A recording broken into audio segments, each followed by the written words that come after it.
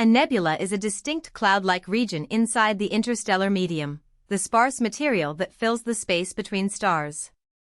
The name comes from a Latin word for cloud or fog, which fits what these objects look like from Earth. But that simple appearance hides something more important. Nebulae are physical environments where matter is organized, transformed, and redistributed over huge scales. They are not random haze.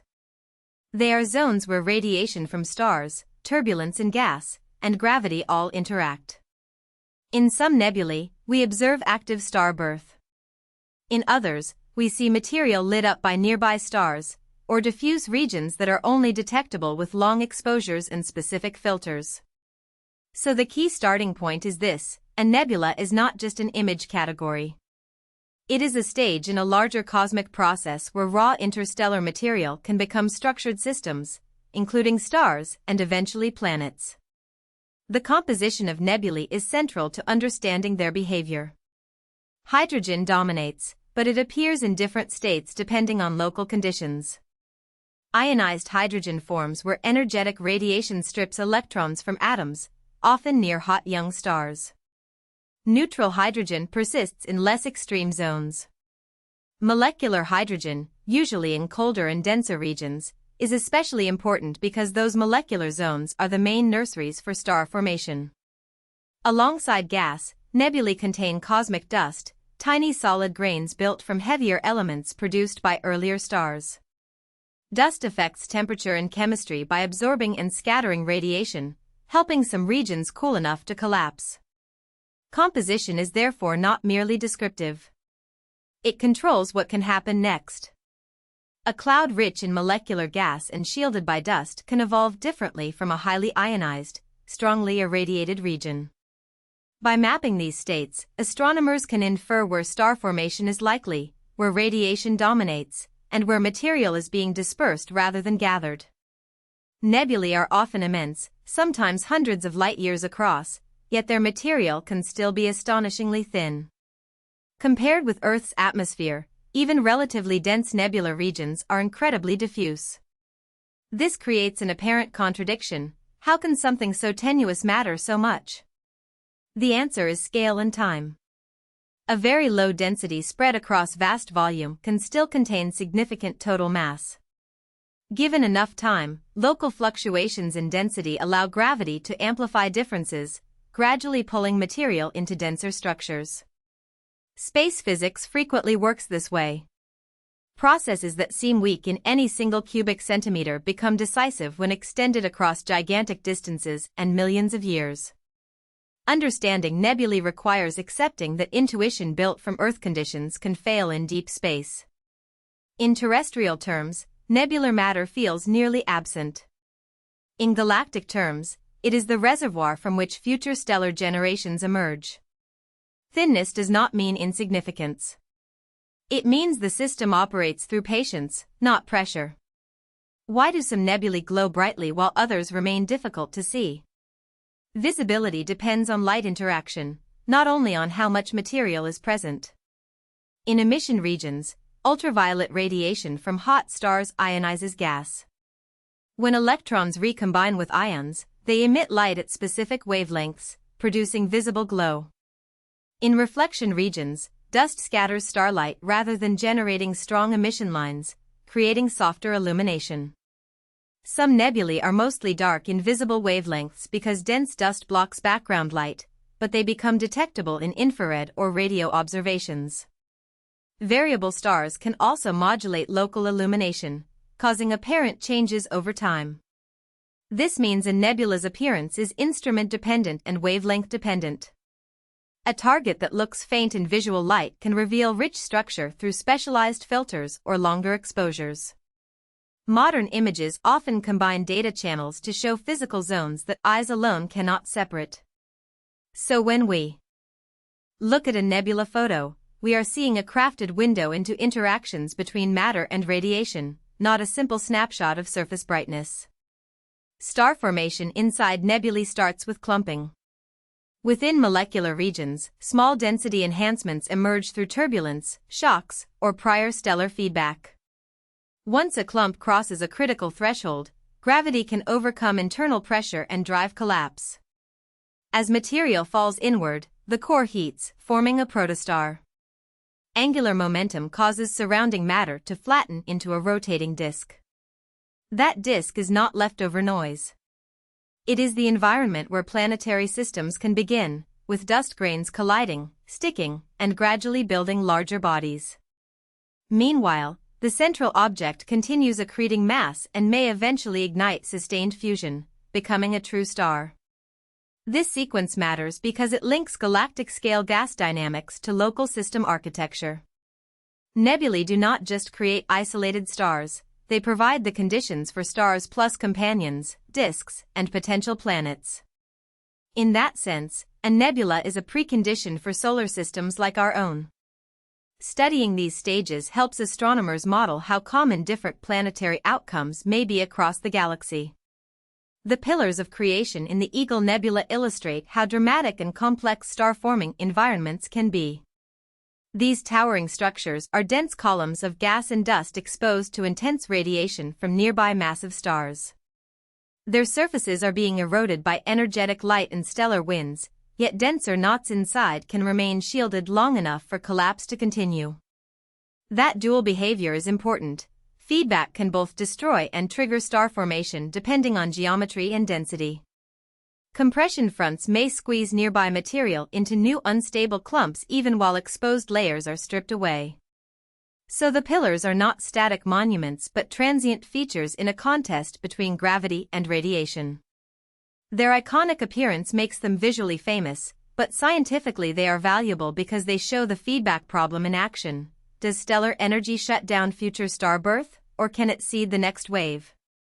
The answer is often both, occurring simultaneously in different microenvironments within the same nebular complex.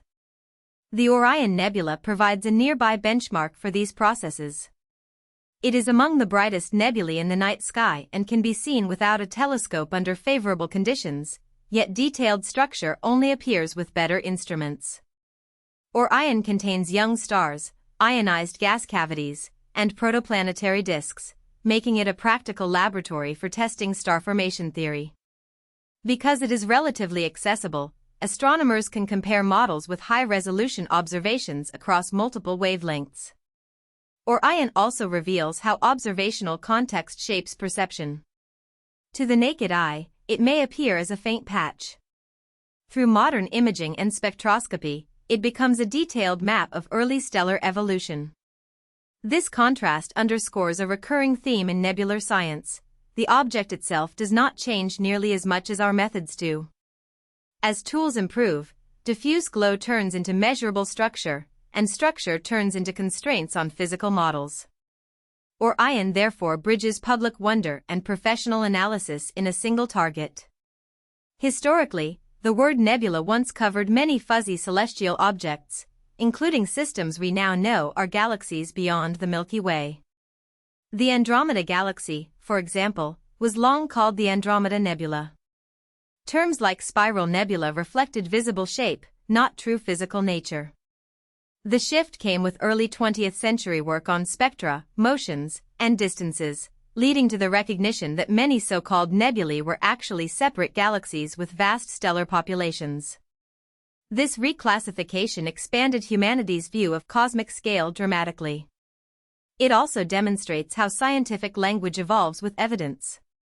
A name based on appearance can survive long after the underlying model changes, then eventually narrow into a more precise meaning. Modern usage reserves nebula for interstellar clouds of gas and dust rather than external galaxies. That historical correction is not just trivia. It reminds us that astronomy progresses by moving from descriptive labels to physical explanations, and that better measurements can redraw the boundaries of entire categories. Spectroscopy played a decisive role in clarifying nebular types. By dispersing light into wavelengths, astronomers identify signatures of specific elements and ionization states. These spectral lines reveal composition, excitation conditions, and in some cases kinematic information through Doppler shifts. Emission nebulae show strong line radiation from energized gas. Reflection nebulae carry a different spectral character dominated by scattered starlight. Dark molecular regions may require non-visible observations to map effectively. Spectral analysis also helped separate true gaseous nebulae from galaxies, because stellar continua and redshift patterns in distant systems differ from local ionized cloud signatures. In practical terms, spectroscopy converts visual ambiguity into quantitative diagnosis. A blurred luminous patch can become a measured environment with temperature estimates, density constraints, and chemical indicators. That transition from image to data is the foundation of modern nebular astrophysics. Without spectral tools, classification would remain mostly morphological and uncertain. With them, nebulae become physical systems that can be compared, modeled, and tested against theory. Nebulae also sit at the center of matter recycling in galaxies. Stars form from nebular material, then during stellar evolution they create heavier elements through fusion. Later, winds and end-of-life events return enriched material to interstellar space. That returned material mixes into future nebulae, changing chemistry for the next generation of stars and disks. Over many cycles, this enrichment increases the availability of elements needed for rocky planets and complex chemistry. In this way, nebulae are both beginning and continuation. They receive outputs of prior stars and feed inputs to future systems. The process links stellar birth, stellar death, and planetary formation into one long chain. For a faceless explainer audience, this is the key conceptual upgrade. Nebulae are not isolated episodes but recurring infrastructure in galactic evolution. They hold memory of past stars while enabling future ones. When we study them, we are effectively studying how the universe builds complexity from diffuse gas across time. Taken together, nebulae reveal a universe that is dynamic, layered, and deeply interconnected. They can be huge yet thin, faint yet physically consequential, visually stunning yet scientifically subtle. Their behavior depends on the balance of gravity, radiation, chemistry, and motion, and that balance shifts from region to region even inside one cloud complex. They are where stars often begin, where planetary raw material is organized, and where the products of older stars are reintegrated. They also taught astronomy humility. What once looked like a single fuzzy class of objects turned out to include fundamentally different systems, from local gas clouds to entire galaxies. Modern observations now let us parse those differences with precision. So the next time you see a nebula image, read it as a process, not a postcard. You are looking at one phase of the cosmic engine that constructs stellar populations, planetary systems, and the chemical groundwork for everything that follows. If you found this helpful, please like this video and subscribe for more explainers.